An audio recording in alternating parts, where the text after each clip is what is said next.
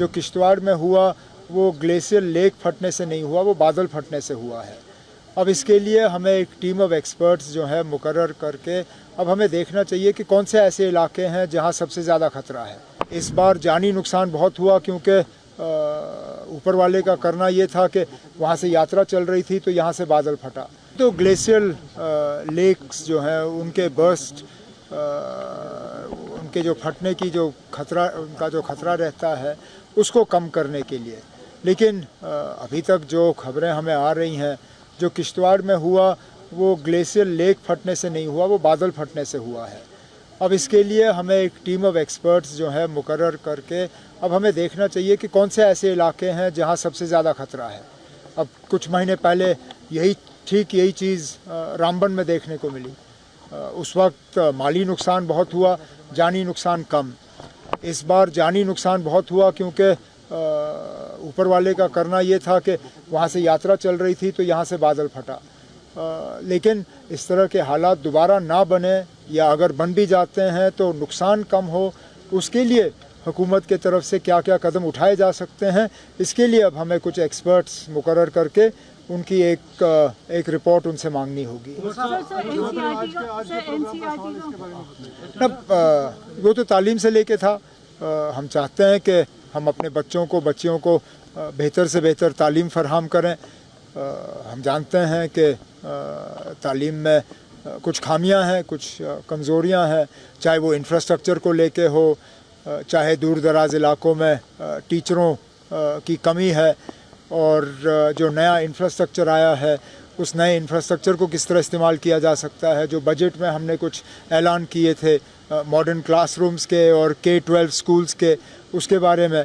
तो ये one day workshop है। मैंने तो इनसे यही कहा हुआ है कि ये अगर 10 चीज़ें एक रोड मैप के तहत 10 हमें अपनी सिफारिशें दें तो उस पर हम अमल कर लेंगे। आफ्टर बैनिंग सम पब्लिकेशंस, अब NCERT का एक मॉड्यूल आया है जिसमें दे आर सेइंग कि जो पार्टीशन था वो जिन्ना की वजह से खाली नहीं हुआ, कांग्रेस की वजह से भी हुआ और माउंटबेटन की वजह से, एंड ऑल्सो जो कश्मीर में सिक्योरिटी कंडीशन हुई वो उस वजह से हुई।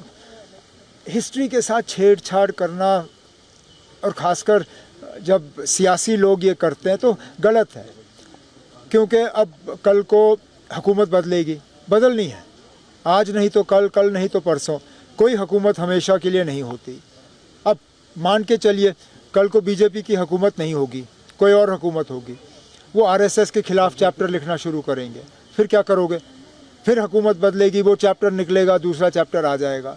तो इसलिए अब जहाँ तक हो सके इन चीज़ों को सियासत से दूर रखना चाहिए। जो हमारा हिस्ट्री है बच्चों को वो सीखने दीजिए, उसके बाद बच्चे खुद फैसला करें।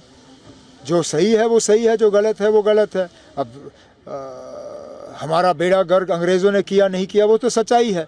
अंग्रेज़ों ने हमारा बेड़ा गर्क किया। क्या उस वक्त हिंदुस्तान के 2 हिस्से करने की मांग नहीं आई, लेकिन जो सच्चाई है वो रख लीजिए।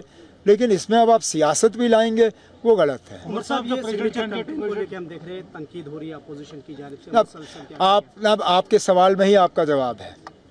अपोजिशन है ना, उनका काम है अपोज करना, वो हर चीज़ को अपोज करेंगे। उनको अब स्टेटहुड नहीं चाहिए, वो नहीं चाहते हैं कि हम लोगों के दरमियान जाएं, तो ठीक है। अब हम जब हम कुछ नहीं कर रहे थे तब वो कह रहे थे आप कुछ नहीं, आप क्यों नहीं निकलते हो, आप निकलते क्यों नहीं हो, आप लोगों को शामिल क्यों नहीं करते हो। अब हम निकले, लोगों को हम शामिल कर रहे हैं। अब वो कहते हैं आप लोगों को क्यों शामिल कर रहे हो। अब उनका काम है अपोज करना, हमारा काम है काम करना, वो अपना करते रहें। वाइस प्रेसिडेंट कैंडिडेट NDA ने भी अनाउंस किया और इंडिया कैसे देखते हैं सर? इलेक्शन होगा और चलिए, पहले तो अभी तक तो हम समझ नहीं पाए कि ये इलेक्शन हमारे ऊपर ठोसा क्यों गया। इतनी जल्दी अचानक वो वाइस प्रेसिडेंट धनखड़ साहब छोड़ के गए, और गए कहाँ? जिस दिन से छोड़ा उस दिन से नज़र नहीं आए। मैं तो क्योंकि उनके साथ थोड़ा सा मिल बैठने का मुझे मौका मिला, मैं तो ऊपर वाले से दुआ करूंगा कि वो सेहतमंद रहे, ठीक रहे। जहाँ तक इलेक्शन का सवाल है, इंडिया ब्लॉक का उम्मीदवार जो है वो जीत जाना चाहिए।